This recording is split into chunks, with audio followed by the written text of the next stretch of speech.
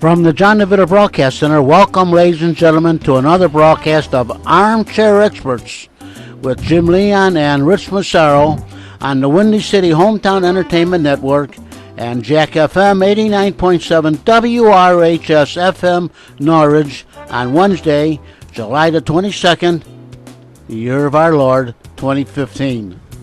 And now, here they are, live, in person, and breathing on their own, Jim and Rich. And eating cookies, too. Eating cookies. That's right. Hey. I'm glad you parked on the next block. It gave me a parking space right across the street. There was plenty of parking spots, Jim. We could have both parked in front of John's. Yeah. Today.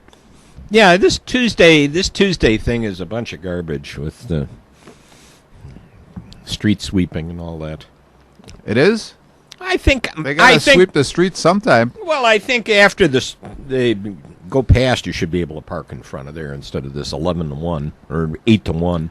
Yeah, but the village needs its revenue, so I got to write a few Yeah. tickets. Yeah. That's the name of the game. Yeah, I suppose.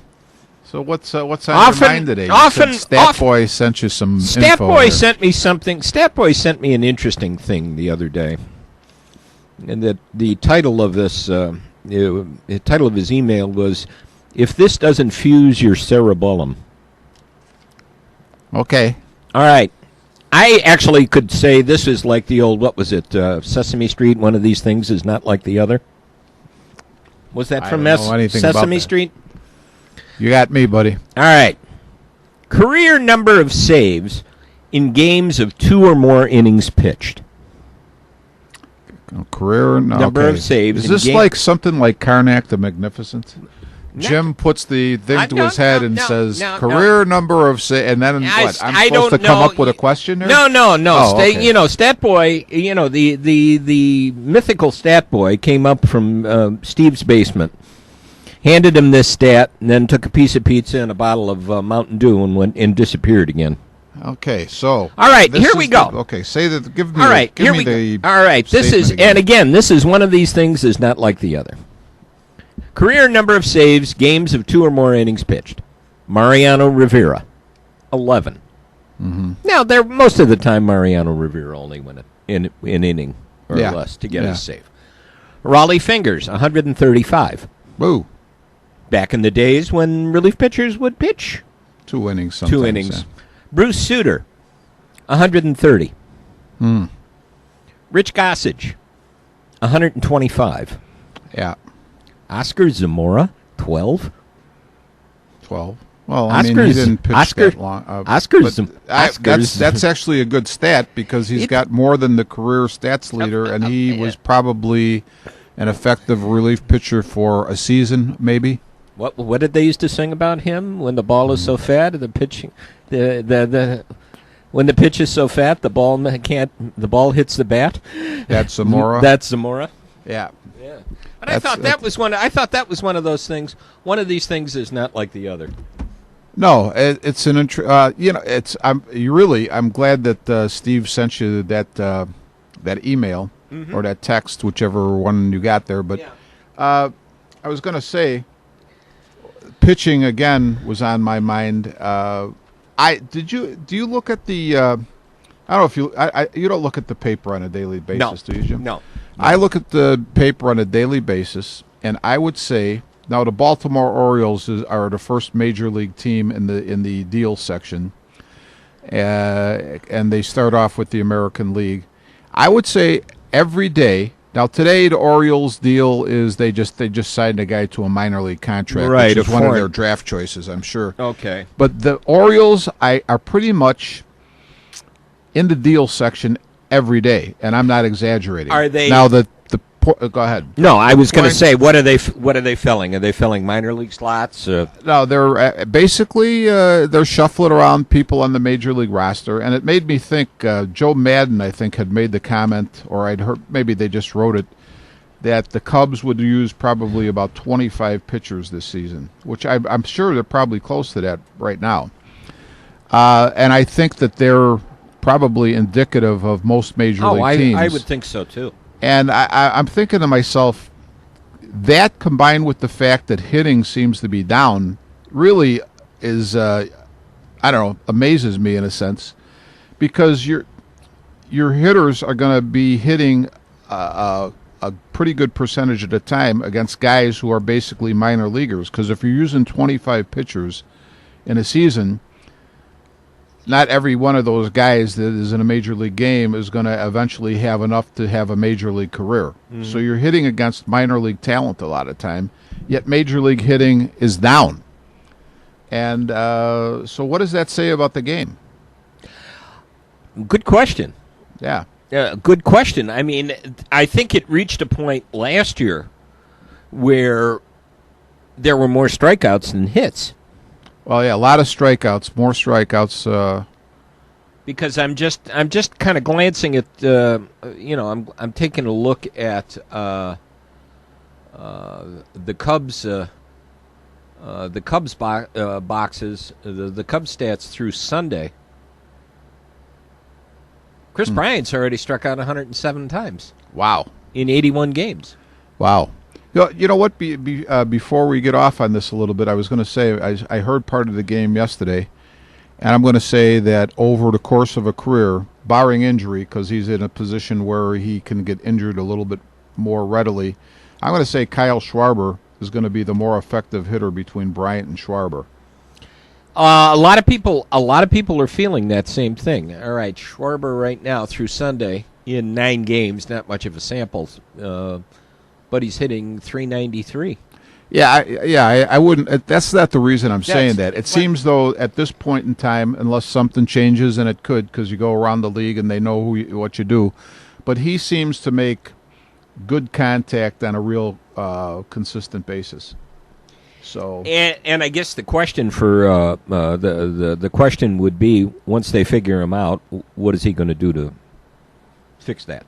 Yeah, unless there are guys who their swings are at the point where maybe they just go into a little bit of a slump, but their swings are solid enough that even a slump means you're still hitting the ball, but you might be hitting it at somebody. Just hitting it at somebody. A lot of guys are like that. Thought popped in my head and disappeared. It'll come back. Jim, I wanted to ask you this. We're on the subject of Major League Baseball. Oh, yeah. I just remembered. Joe Madden, we had talked, I think the last time we did a broadcast, I think you had asked me either here or maybe it was over coffee what I thought about Madden as a manager. And I want to revise what I said, because I think I said, Joe Madden, I like what he does. And maybe I'm not a revision of the way I feel about Madden, but I'm thinking baseball, for sure, maybe the other sports as well, has become such, and maybe it always was, when you talk about managers, you're talking about maybe the psychology as opposed to what a manager does during a game. I think what I like about Madden is the tone that he sets, especially in this case with a young team. You know what? He's never saying we're going to settle for just being in the playoffs. He we want to win the division, right. That's right. That's what you got to say. That's what you got to say. And the other thing I like, everything I see, is he understands that the young players are going to make mistakes, and he's going to ride with that. Okay, and instead of making them uptight about their mistakes, okay, we'll talk about this, we'll correct it maybe. But you know what? I don't want you to feel so afraid of mistakes that you tighten up, which I like. But I think in terms of him being a manager, game manager, I don't see him being much different than any other manager. I don't think any of them are. No, they're not. That's drastic. The point. I just started to read, and I'd never read the book before. I have just started to read Men at Work, George Will's book. Yeah.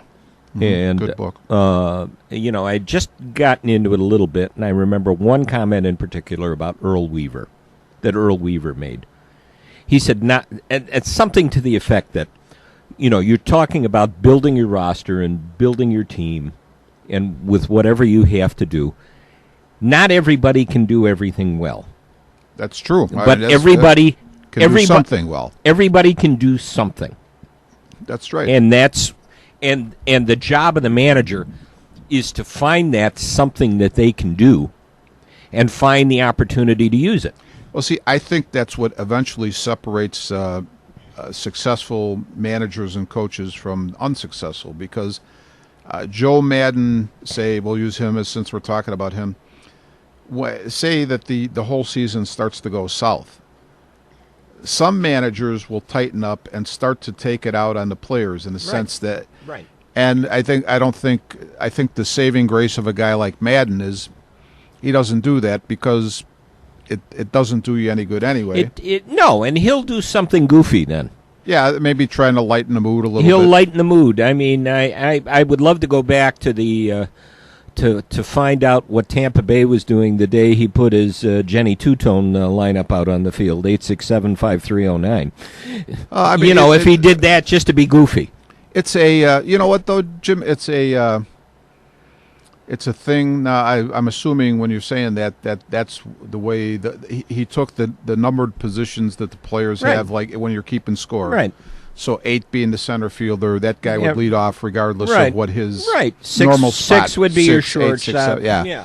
I know that Billy Martin would be one that I remember doing this, and other managers have done it. Probably they've all done it at some point. When you're struggling, you just pull the lineup out of a hat.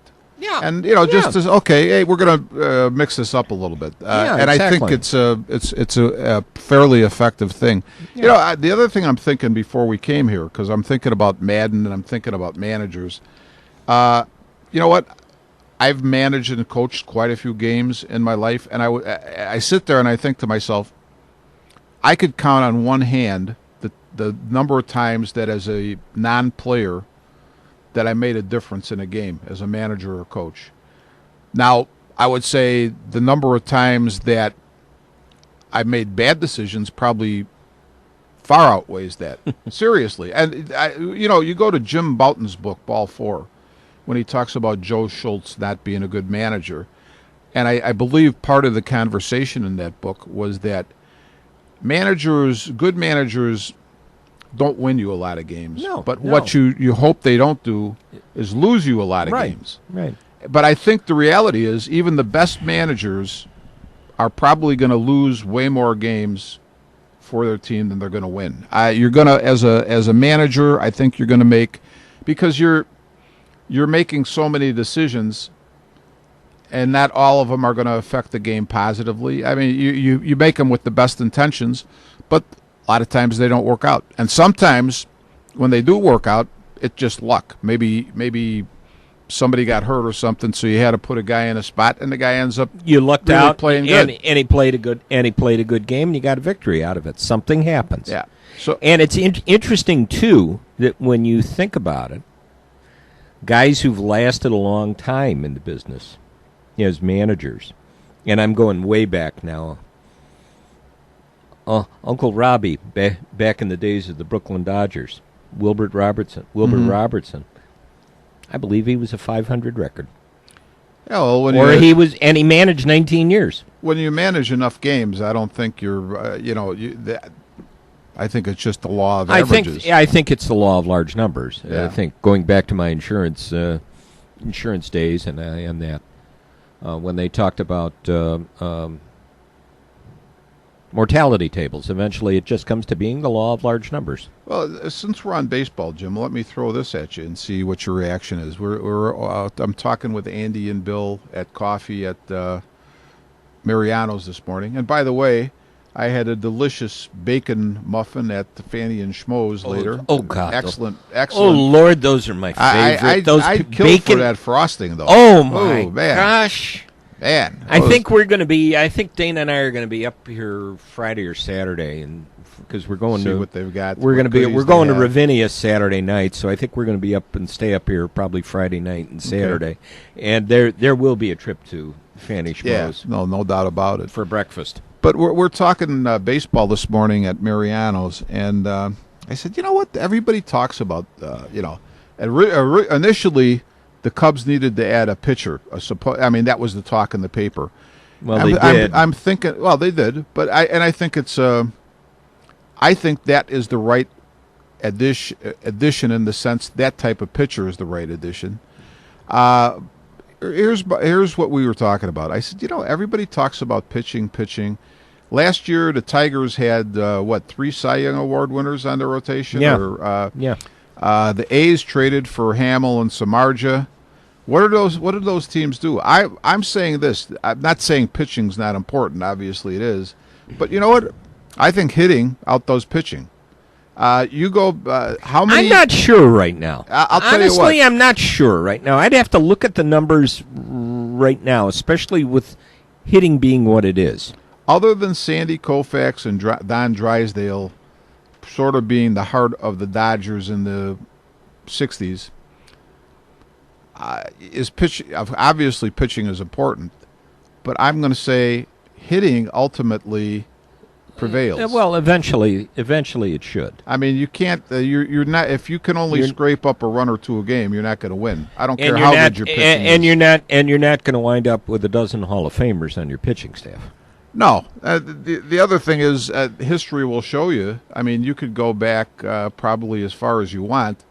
When you finally say you get to the used to be just the World Series, but now the playoffs, 2 good pitchers, starters, and a really good closer will probably go a long way to making you the champions. Will go a long way. Yeah. Yeah.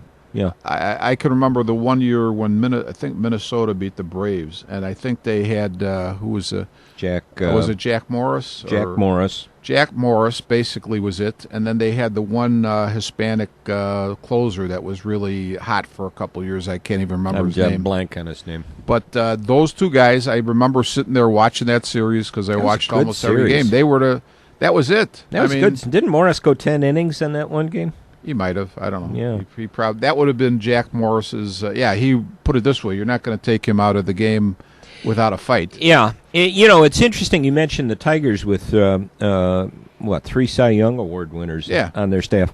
They're a 500 ball club this year. Yeah. And I'm hearing what's his name? Price is on the block. Well, Price is, I think, going to be a free agent. So Price is going to be a free agent. Johannes Cespedes is on the block. Well, Cespedes will be if he leaves or if he's traded. Although I don't know why the Tigers. I don't know what he's doing this year. But with Cabrera being out, I don't know why the Tigers would be trading Cespedes. Yeah, especially if you have. There's your offense. Yeah, I mean there's part of it anyway. At least part of it, and Cabrera won't be back until late August. Jim, I don't know when he's coming back, but as you're talking about the Tigers, I hate. It's almost like I'm segueing, but it makes me feel that much better about the fact that we have the Blackhawks management that we do. And I'm saying at this point, the Cubs management looks pretty good in terms of. Think about this. Now we're talking about Cespedes being there, but I'm going back to was it last year or the year before? I guess my point is, as a GM, if you don't have stability, or if your memory is too short, you start to do some crazy things because the Tigers traded away Austin Jackson, a really good defensive player, and a nice young guy at the top of the order. Yeah, and they trade him to Seattle. Yeah. Now you're starting to fill in. Now Cespedes. I'm not downgrading him as a ball player, and he's not replacing Jackson per se. But now you bring in a guy like Cespedes, who's a little suspect in some areas. He's not as good a defensive player. He may not be as good an offensive player as they thought he was going to be initially. And so now you've traded Austin Jackson. Maybe in a sense you've replaced him with Cespedes, but is it a good exchange? Now, they weren't traded for each other. But what I'm saying is, you got rid of this piece, which was a nice, young, solid piece for you. Now you're bringing in a guy who's a little bit more suspect. You know what I'm saying? I mean, he's already been with his third major league team. Mm-hmm. And obviously, now there's a guy, when he was traded from Oakland to Boston, I figured, man, he's going to tear it up in Boston. That's what I thought, too, with that park. And if Boston... Yeah, with that park, and if Boston is going to get rid of him, okay, what's the deal there? Because you would figure that guy's a natural fit for Boston. Yeah. Obviously, I don't know maybe what Cespedes does well. But if he's not a good offensive fit for Boston, maybe he's not that good offensively. He would be less of a fit. He would be less of a fit in Detroit, especially considering that's a big ballpark. Okay. Yeah. But I just it makes me think about, you have to realize that every move is really interconnected with every other move. Yeah. And I think that's where you start to appreciate, especially with, say, our Hawks management. I think not to say they can't make mistakes. I'm sure they have, and they probably will again. But basically, what they do seems to add up. You know what I'm saying? Yeah, and I kind of come back to, since I've been hearing enough on the radio lately, with the trade deadline coming up, about the only piece that the White Sox have to deal is Samardzija. Yeah, Samardzija. And the pieces that they put together this year, when they thought they were going to be a really good ball club. Yeah. And I think on paper they looked to be a really good ball club. Just didn't happen. No, sometimes it doesn't. And now you're last in your division, 42 and 48, 13 games out. I don't know how many games they are out of a wild card. But a lot of people are going, well, there's still a chance they can make the wild card. No, you got to leap over like 5 teams. Yeah, I thought it was 5 or 7 or whatever, something like that, and it's just not going to happen with this club. Yeah. And you have to wonder when you look at things, look at players. I don't think Avi Garcia has been what they thought he was going to be. I have to say this: I was never totally sold on Avi Garcia, but it had nothing to do with what I observed on the field. But he was supposed to be the Tigers' top guy, minor league guy, and when they let go of him, I'm like, that doesn't make sense. So, again, not that he's a bad player, but they may have said, okay, you know what? He's a 270 hitter. He really, for a big man, he doesn't have the power numbers that we want. I think they thought he was going to pull more, and I don't know what he's doing. Yeah, well, put it this way. He's not, in his career so far, his power is average at best, maybe a little bit below. 7 home runs, 31 RBIs. Yeah.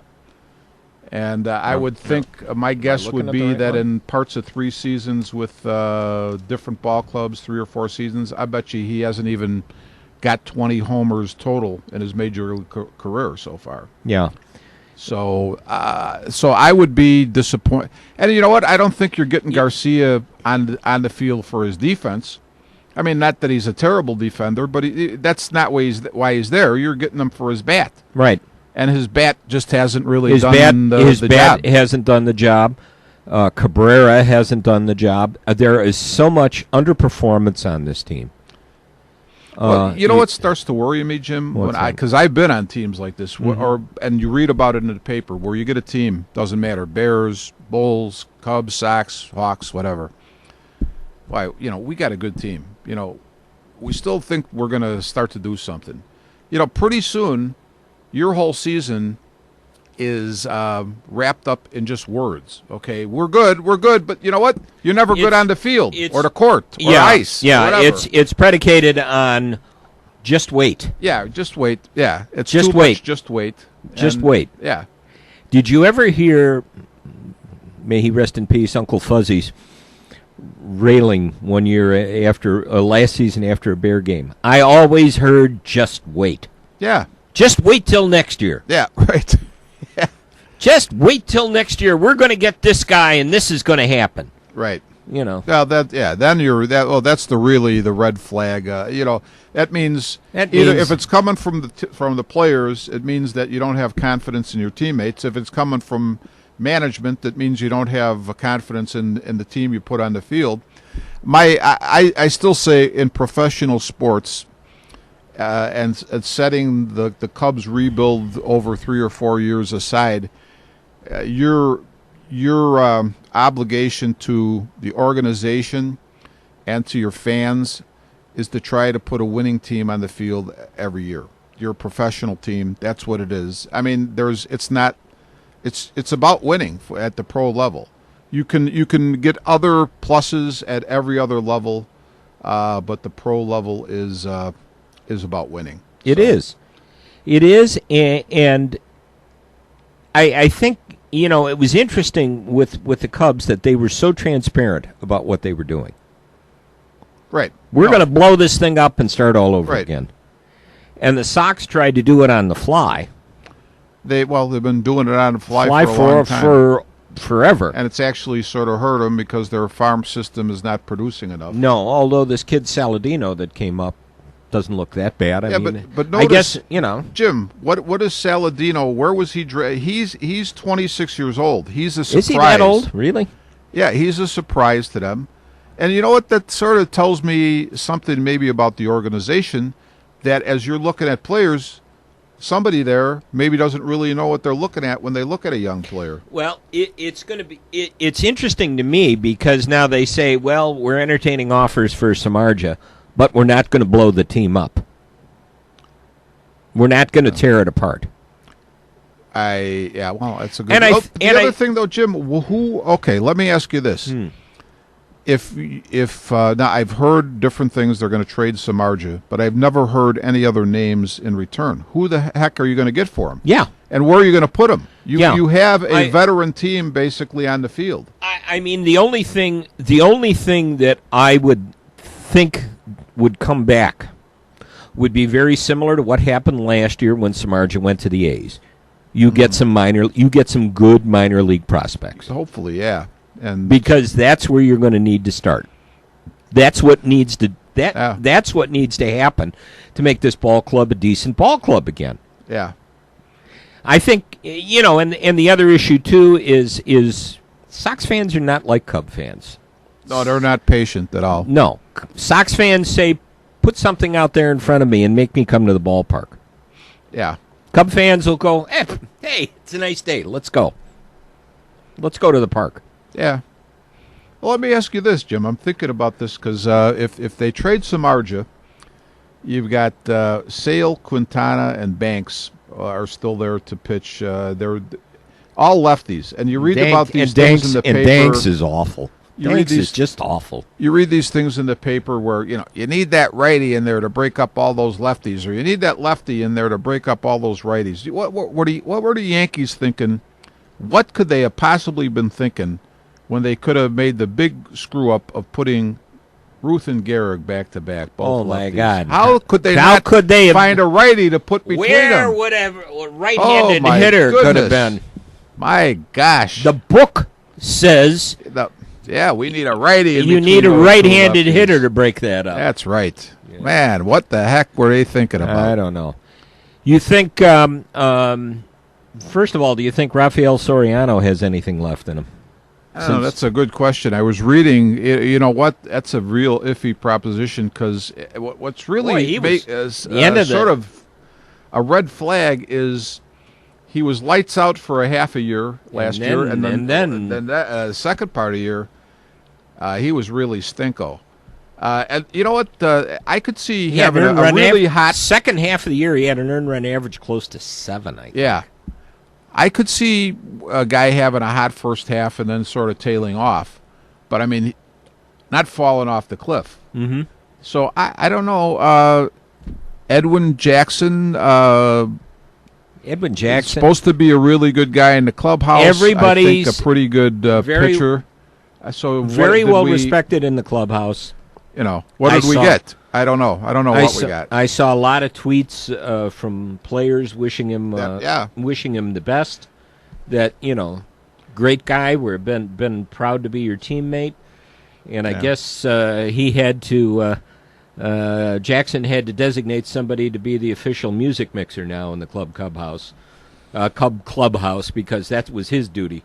Well, he said he came in one day and he said something didn't feel right, and he went over and put on some music, and he said, "Okay, now we're fine."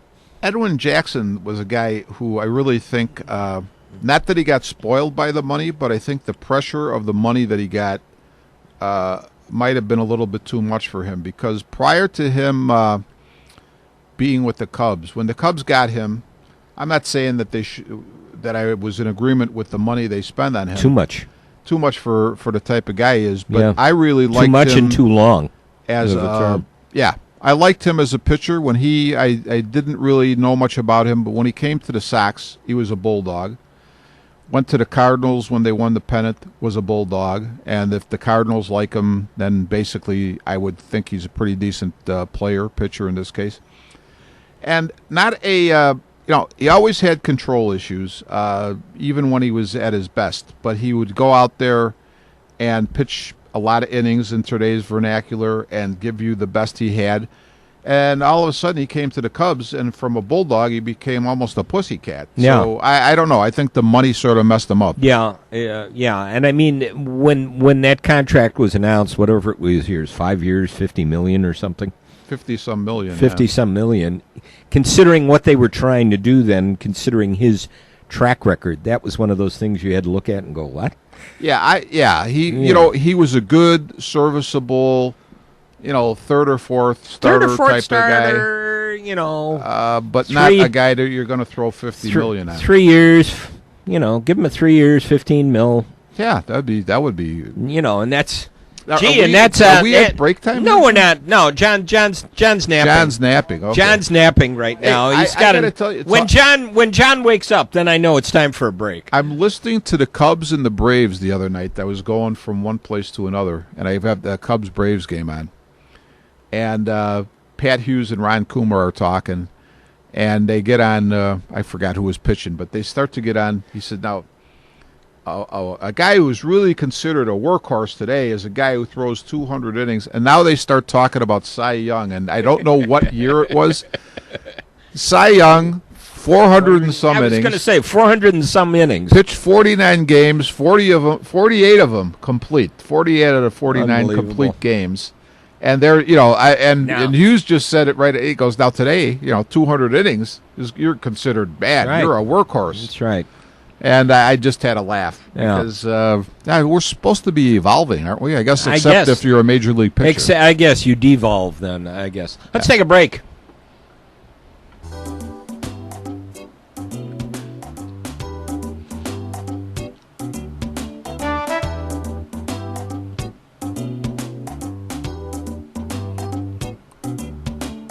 You're listening to Armchair Experts from the John DeVita Broadcast Center on Jack FM 89.7 WRHS FM Norwich and the Windy City Hometown Entertainment Network on Wednesday, July the 22nd, the year of our Lord, 2015, with Jim Leon and Rich Massaro.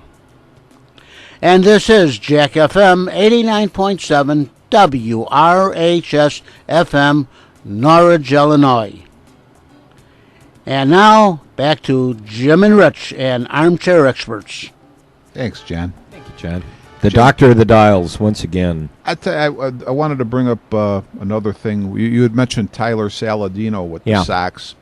And Sox designated Connor Gillespie for assignment to keep Saladino. Actually, when they activated the pitcher that had been Albers. Mm-hmm. But it makes me think of I'm not trying to get on the bandwagon to knock Robin Ventura down, but it makes me think the two guys they mentioned that might be sent away were either Gillespie or Bonifacio. Mm-hmm. And I know you love a Bonifacio. Emilio! But I have to say, Bonifacio, and again, I'm not saying this to get on the knock Robin Ventura bandwagon, but I would say Bonifacio as probably, not that it's going to make a huge difference in the Sox season, but there's a guy right now, this is a wasted year for him. Yeah. He's been misused, almost not used at all. Almost not used. This is a guy, that's a guy who has to play. Almost, 3 infield positions, 3 outfield positions. Yeah. So he's versatile. And based on the fact that your offense has struggled, he's a good offensive player, and he hasn't been used. Yeah. And that there is on the manager. Now that is on Robin Ventura. Yeah, exactly. So you're looking at the numbers, Jim. I've sometimes been playing the numbers game here. I just noticed this. Recently. I just flipped that open, and the greatest athletes by the numbers, 99 through 80 was in Mondays. Right. And Now, Mostly, well, obviously because of the nature of it, it's like all Bears except for Patrick Kane, who's number 88. right, 88. Did you? Did Hossa make, or who's 81? Is Doug Atkins or Hossa? Doug Atkins. Doug Atkins. Okay. Atkins, I would have expected that. Yeah, I mean that's I that's would fair have enough. expected Atkins to be number 81. But speaking of numbers and that, did you notice did you watch the All-Star game? No, I didn't. Okay, I did you watch know? it. I didn't either, but I did see the articles about the franchise fours that they were having. Essentially, they were selecting I the saw four something about that. the four greatest living players Right. from each Right. franchise, and then the four greatest living players for baseball right now. Oh, okay. And the selection was Henry Aaron, Yeah. Johnny Bench, All right. Sandy Koufax, Okay. and Willie Mays. That's fair. That's the only one I would have said. Johnny Bench is Bench. I would say as great as Johnny Bench was, which I think he's maybe arguably might be the best catcher ever. I don't think he's in the I don't know. same category as Aaron, Koufax, or Mays. No, Just I a would little have bit below, but below. right there. Yeah. I would have said Mike Schmidt. Mike Schmidt would be a good one. Yeah. Well, yeah, Mike Schmidt. Obviously they're never going to touch Pete Rose, but they won't even mention Pete Rose. But Well, he was one of the Cincinnati. he was one of the Cincinnati's. The Cincinnati. Okay, But I would have said Mike Schmidt, good choice. Although Yogi Berra. Yogi Berra, another good choice. Yeah. Yeah. You know, interesting. As important a position as catcher is,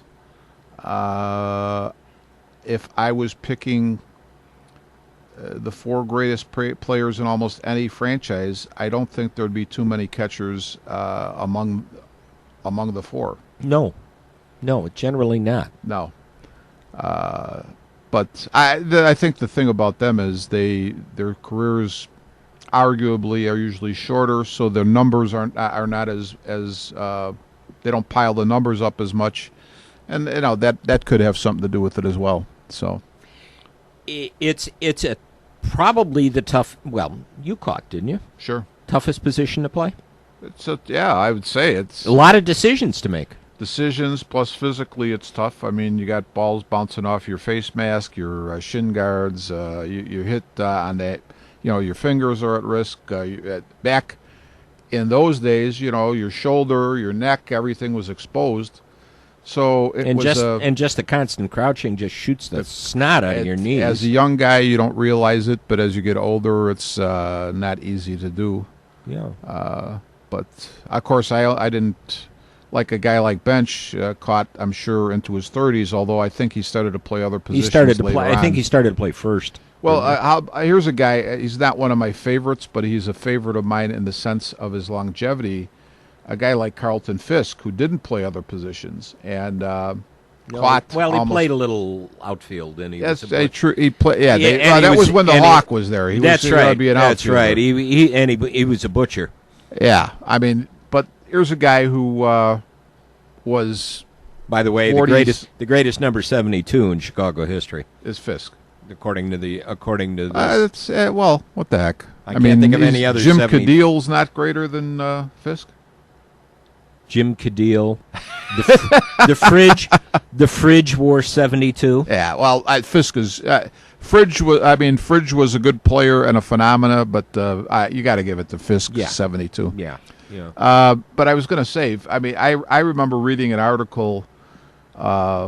A columnist, I think, wrote about Fisk, and he would get done with a game at night, a night game at Comiskey, and obviously by the time the game's done, and all the media stuff, and it was 10:30, 11 o'clock at night, and I guess he'd knock on the door to whoever watched the room where the training was, and he'd do his workout religiously just to stay in condition to be able to do what he was doing. Mm-hmm. So, and his record He would leave is it. a He would phenomenal leave record. I know he would leave at 1 o'clock in the morning. Yeah. And the other thing is, who the heck did he pass when he had the most games caught? It was somebody who was a good catcher, but not. Was it Bob Boone? Maybe Boone. But the amazing thing about Boone Fisk, lasted a long time too. Thinking Boone did, about yeah.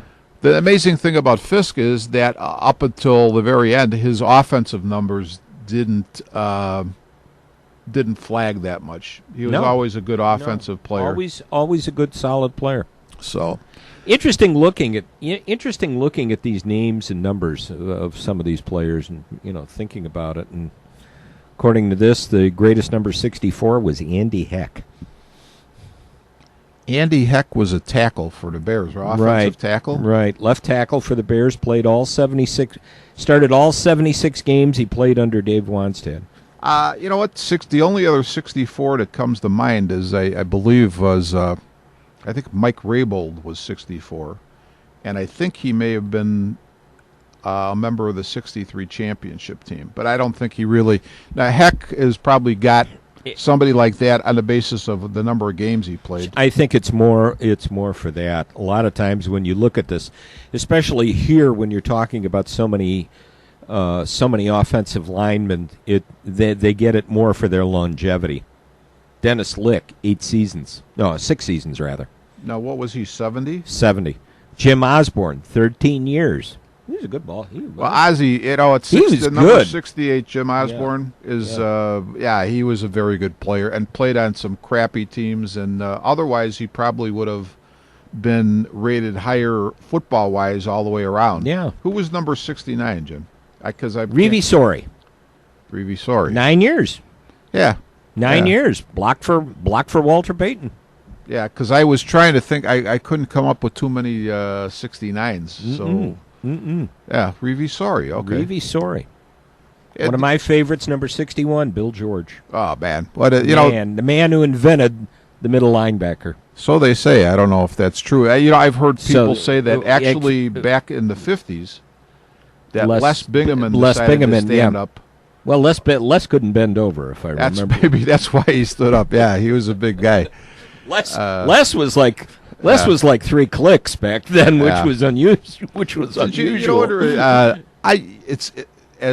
Let's see, as dismal as the Lions have been probably overall since maybe the mid 60s, let's say, it's hard for me to realize what an excellent team they were in the 50s. Good ball, yeah. And actually, they had probably a run of, let's say, about 15 or 20 years from somewhere in the 50s to somewhere in the 60s. So because they were there was a team, a franchise that probably would have been in the playoffs a lot had they had the same playoff system that we have now.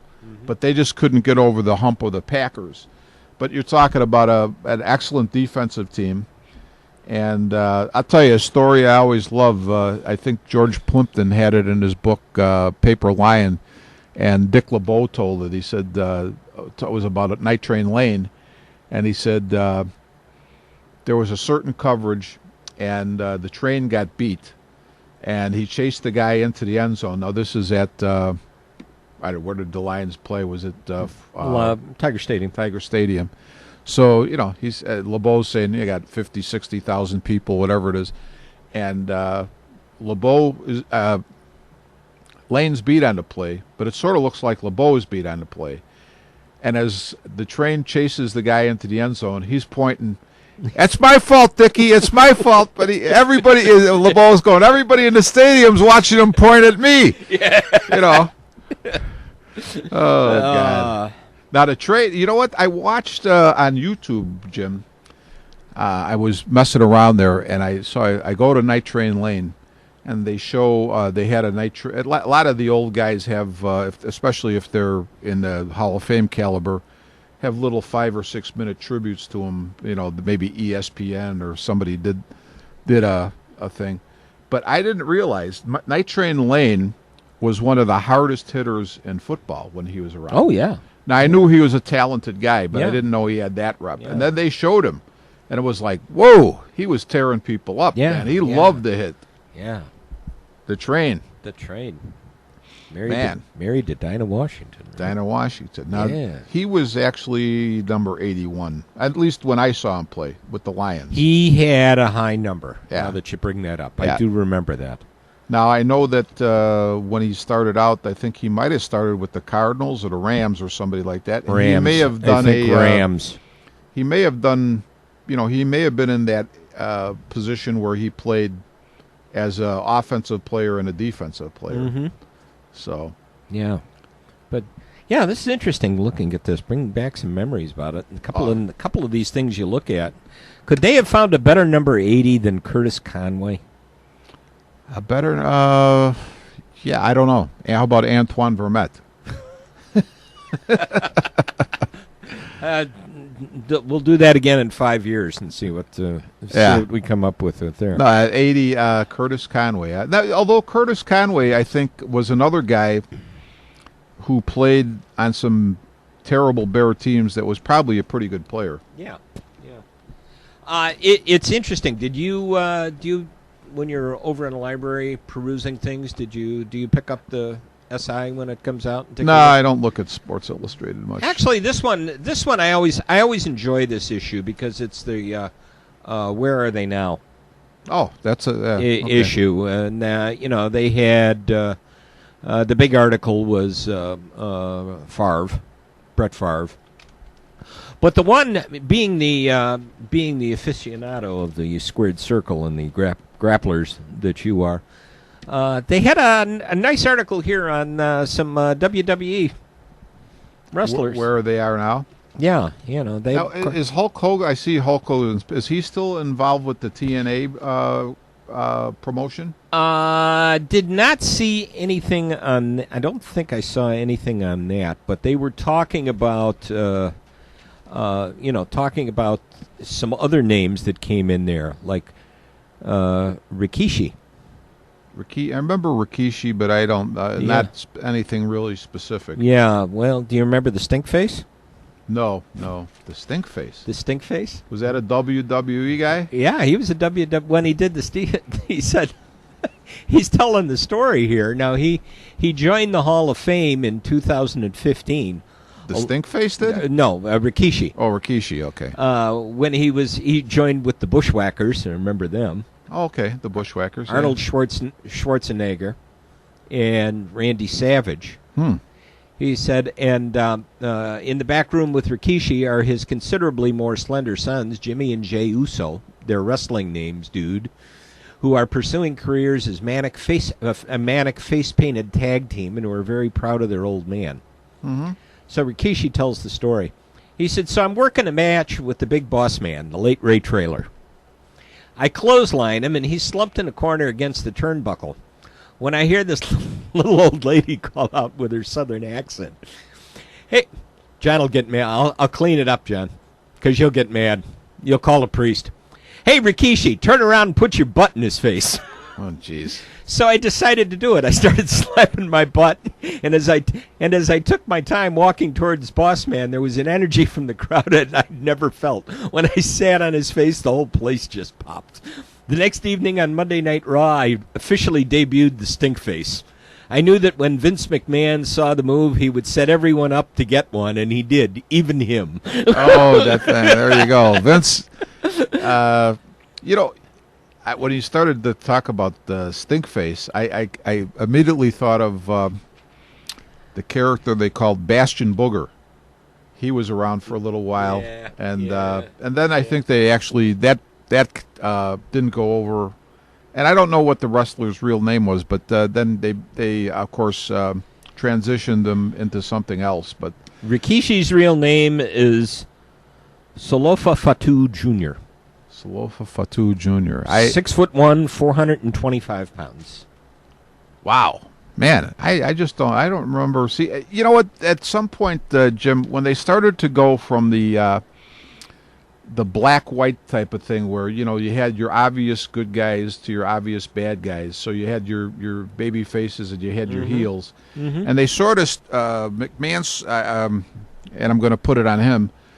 They sort of started to blur the line. So the guys were sort of so edgy that they were neither one. They were neither a baby face or a heel.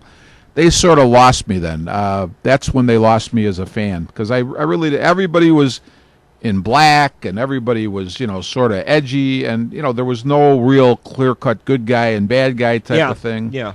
and even the good guys were a little more edgy than what they had been in the past. And I always find professional wrestling, to be super fascinating. Just the way they do it is a really interesting thing. Here's another name from the past, Tito Santana. Oh, Tito Santana. He is his real name is Merced Solis. He is teacher. He is teaching now. Sometimes, Jim, and I don't know all the ins and outs of this, but say Tito Santana is a guy who comes to mind.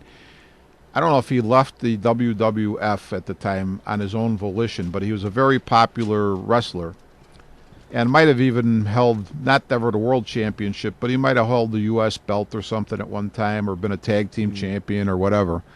Intercontinental was another belt WWF had. He twice won the Intercontinental. Okay, so he was Intercontinental champion. And then I don't know if he got tired of it, or they couldn't come to agreement on money, or just thought that he was a bigger star than what he was and went someplace else.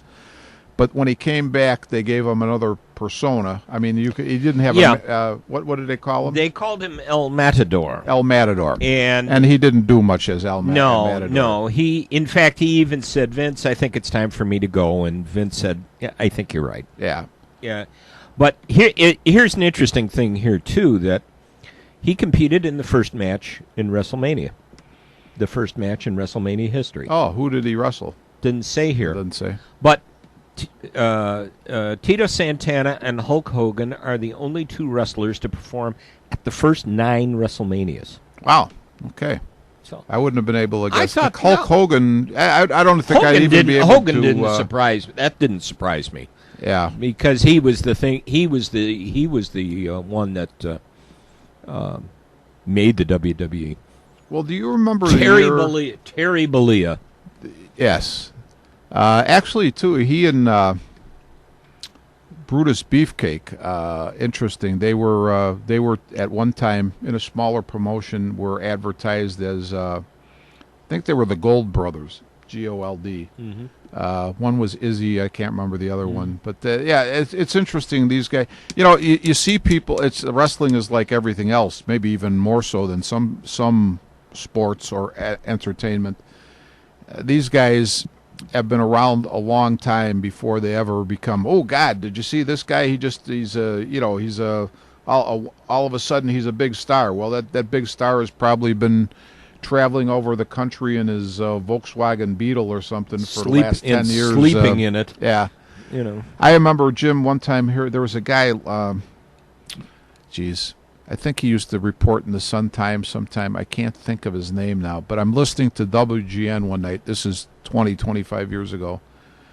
And at midnight, they had this guy and his brother. They were both wrestling aficionados on.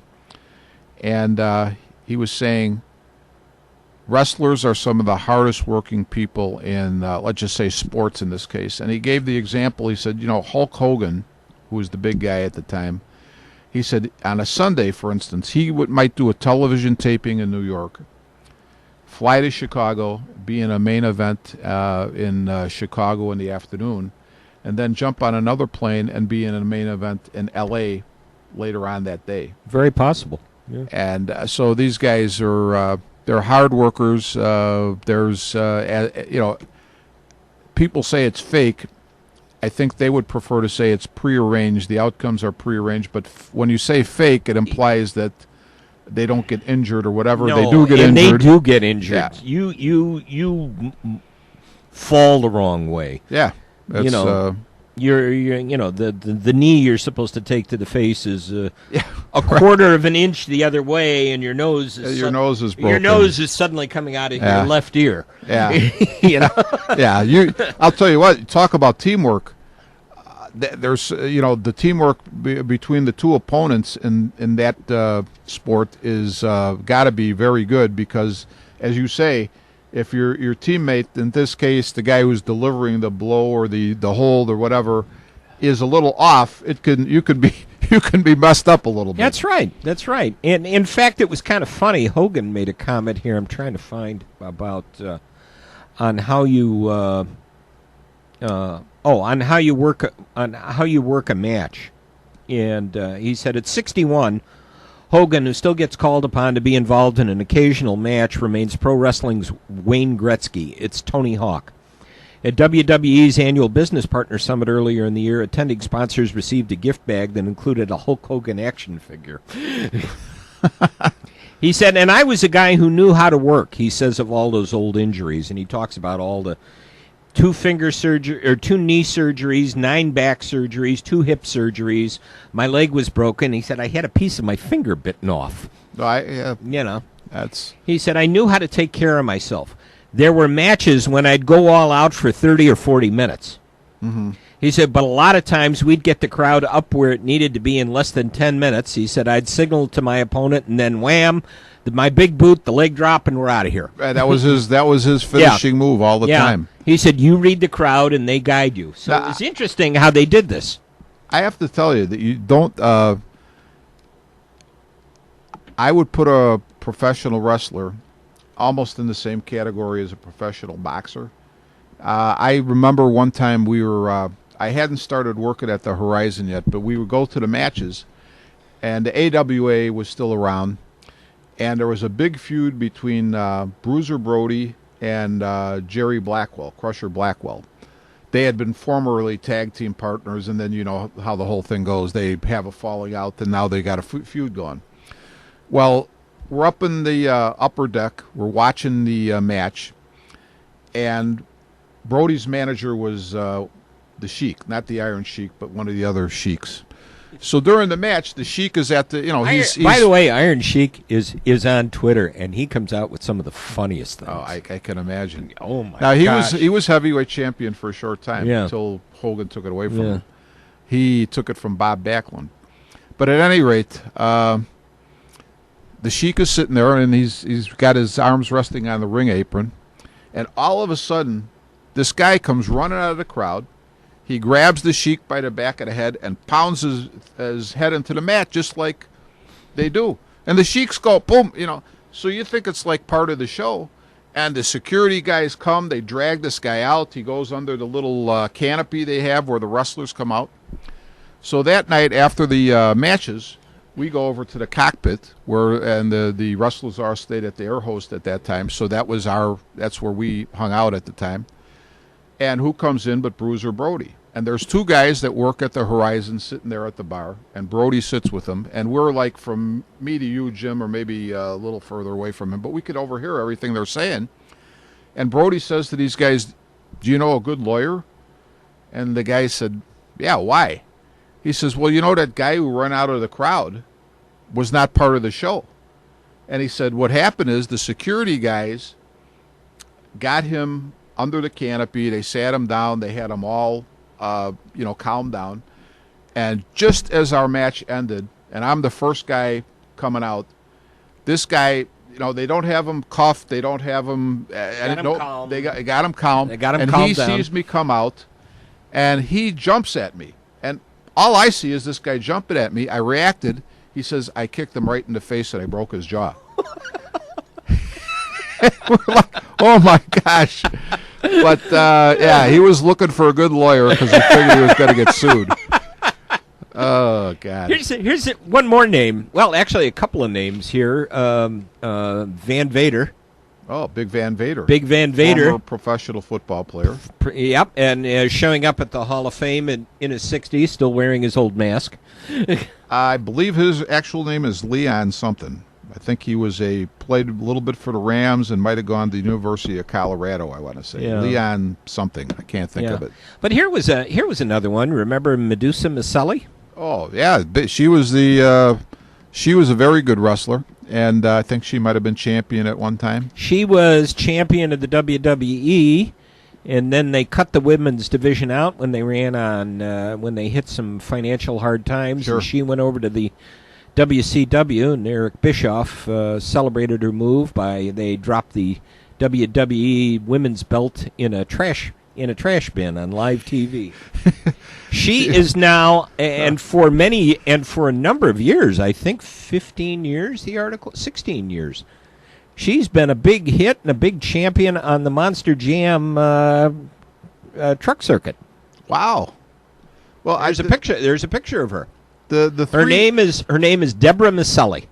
after of course everybody who knows a little bit about wrestling remembers the Fabulous Moolah. Yeah. But after Moolah, the people I remember, they had Wendy Richter. Then what was her slogan? 135 pounds of cold steel and sex appeal. Was that Wendy Richter? I think that was Wendy Richter. Medusa Miceli, and then of course there was sensational Sherry Martel, who right. I have to say, Who was she married to? oh God, I can't remember who Another she was wrestler. married to. She was, but Sherry Martel. At least now I can't say that I know the lady, but what I've seen of her was a really.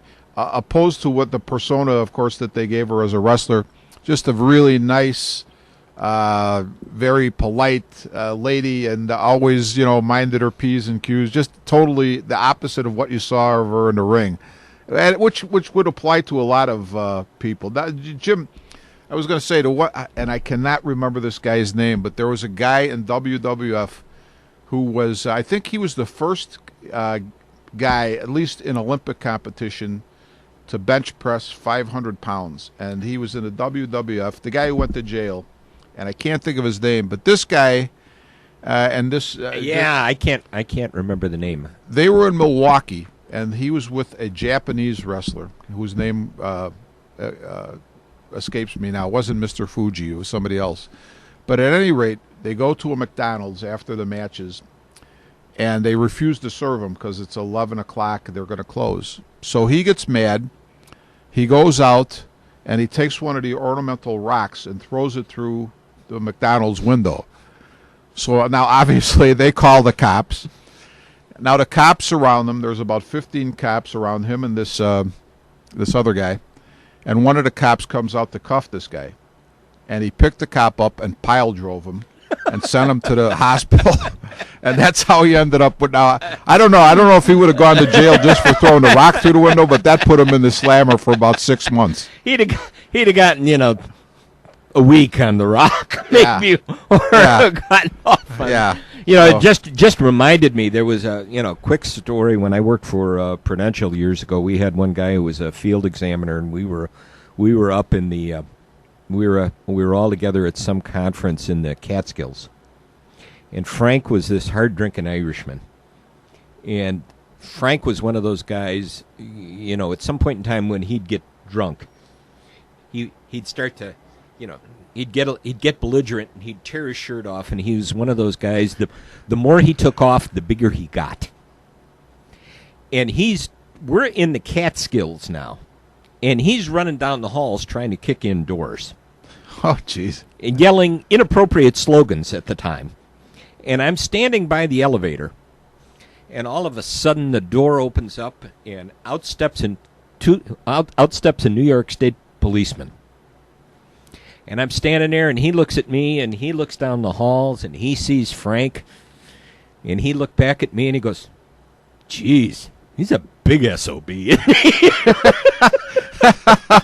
And he got back on the elevator, and that was the last we saw. That was it. Okay. Yeah. Oh, jeez. All right. Well, I didn't even get the one other thing that I picked up this book the other day at all places at a Goodwill store. Major League Losers: The Real Cost of Sports and Who's Paying for It. I haven't even started reading it yet. Oh, okay. But I thought it would be an interesting thing, and maybe somewhere along the way we'll get into that. I keep schlepping along this Sporting News commemorative issue of the game we love, and we never get into it. But I'm glad we got into this today. This was fun. Yeah, you know what? Where are they now? And there's some other articles in here I hadn't even get to. We had the Baja Men, remember, who let the dogs out? Yeah, sure. Where are they now? And some of the other tunes. Dolph Lundgren. Dolph Lundgren. Boy, he aged, huh? Yeah. He was the guy who fought Sylvester Stallone was in Rocky, Ivan Drago. was it 4? Yeah, talking about that. Talking about people who who had Tommy John surgery, and it didn't do anything for them. Wow. It didn't do well for their career. And there was also an article in there about Kareem Abdul-Jabbar. Yeah. So I didn't get to that, but I knew you'd enjoy the WWE, so I wanted to bring that that's up. all. WWE is always fun, and wrestling in general. So Yeah. John, let's wrap it up. You awake? Huh? What? We occasionally have to wake John up, and John is just we just you know what, he needed some sleep, so we put him there. we put people to sleep so easily. He's the only guy in the world who's actually forced to listen to our program. Hey, by the way, just before we get into that, get out of here, the Giles School alumni little group get together managed to get together over the weekend. We didn't get there, but at Vince's restaurant, and there was a picture of them, and I made a comment about it. And Laura LaBarbera, Sure, Laura said that you and I need to come because she watches us on RHS TV. I tell you, you know what? I'm beginning to say, John, and for anybody else who's listening, I don't know about let's just say it this way, the general public, how popular we are, but I think with people who consider themselves longtime Ridgewood people, we seem to be popular with them, which Yes, is nice. so Laura LaBarbera says the next time they get together, you and I have to come. Excellent. Sometimes on a Sunday. I know you're working, but Yep. but You never know. you never know. All right, let's wrap it up. Had a good time again. Hope you enjoyed it. We'll catch you again a couple of weeks, I imagine. So in the meantime, thanks for listening. See you soon, and we are Taillights.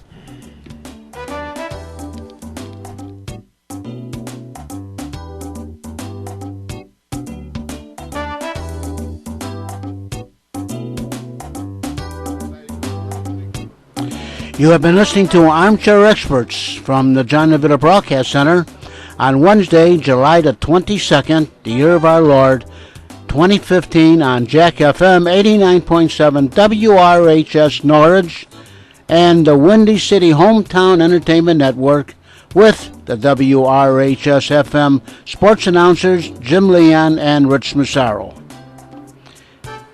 This broadcast was directed by John DeVita. Our special thanks to radio station manager Kevin Zeflik of WRHS FM Norwich and the executive producer of Windy City Hometown Entertainment Network, Mr. John Chikanda.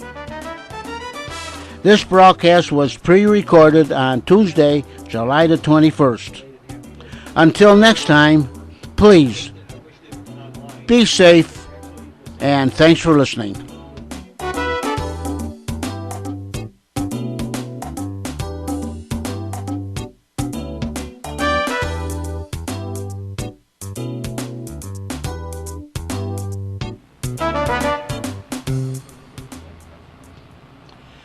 And this is Jack FM 89.7 WRHS FM, Norwich, Illinois. Have a good day, everyone.